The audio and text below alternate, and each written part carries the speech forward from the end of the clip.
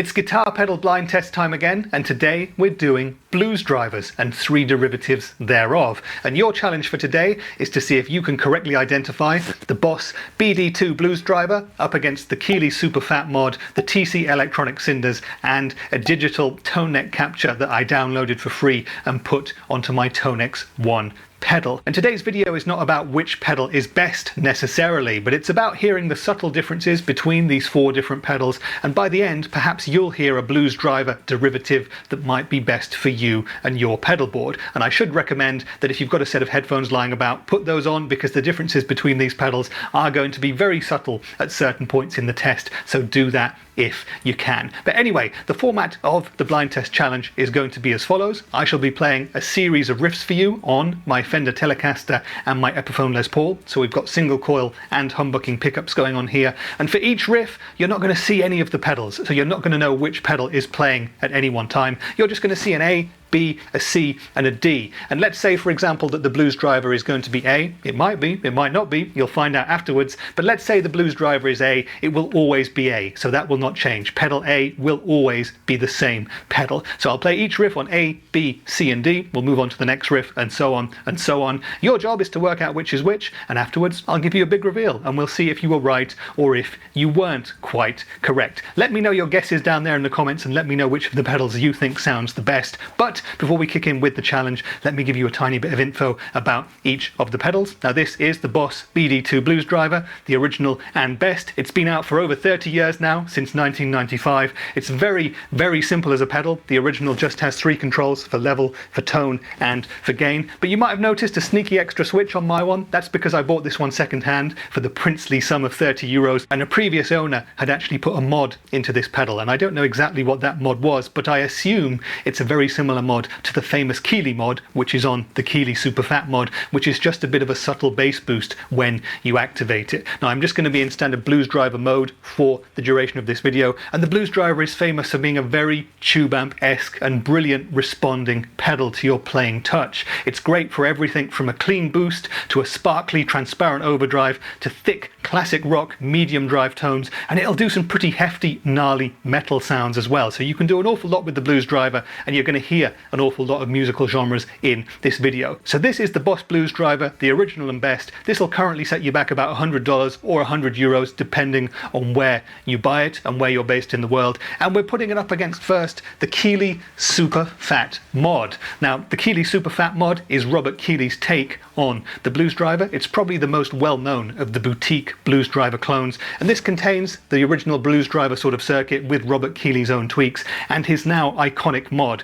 which I think is similar to the mod which is in my Boss blues driver as well, and that is a fat mode. So there's a little switch on here that goes between flat and fat, flat being the standard blues driver mode, fat giving you that bass and low end frequency boost. This is a beautiful little pedal. It's true bypass, whereas the original Boss is not. Made in the USA, and this will set you back about $125 or about 180 euros if you're in Europe. So that's the Keeley Super Phat Mod. And the third pedal in the blind test today is the TC Electronic Cinders. And this is an incredibly affordable take on the blues driver circuit. Big chunky metal feeling chassis and a quite nice soft switch as well. This will set you back about $30 to $35 or euros, and you just have the same standard controls as a blues driver for tone, volume, and drive. And this one's true bypass as well. So a very big option physically if you want to stick it on a pedal board. How good does it sound? Well, you're about to find that out in a minute. And perhaps the cheapest of all is going to be the free tone neck capture that I put into my ToneX One. Although of course you're going to have to pay about $150 for the privilege of owning the ToneX One before you put your blues driver capture into it. Now, I purchased the ToneX about a year ago, and I've been constantly blown away by how good it sounds and by how decent it feels as well. I'm staunchly an analog proponent of guitar gear. I love my analog stuff, but the ToneX has been the one that's kind of swaying me more towards the world of the digital as well. And I've actually put a number of free tone neck captures of other analog pedals, 10 of my favorites in fact. There's a video there where you can see me comparing them against the captures in the ToneX, and it performs so well up against the originals. And so what we're doing today is trying it with a free blues driver capture that I found. How close will it get to the real thing? Well, we're about to find out. So like I said, we're going to be playing a bunch of riffs. Single coil tones will come courtesy of my Fender Telecaster, humbucking tones will come courtesy of my Epiphone Les Paul, and we'll be running each of the 4 pedals into the front end of my Hughes & Kettner Ampman Classic pedalboard amp. We'll be using the amp's clean channel for most of the riffs, but we'll also use the blues drivers to boost the crunch channel of the amp as well for some of the riffs as well. Now everything is going to be mentioned in the comments in the description down there if you'd like to see which guitar is playing at any one time or which pickup selection I'm using, because I go through everything in this video to give you as wide array of tones as possible. Leave your guesses as to which you think is the blues driver, which you think is A, which is B, which is C, and which is D, and I'll see you after the music's done for the big reveal.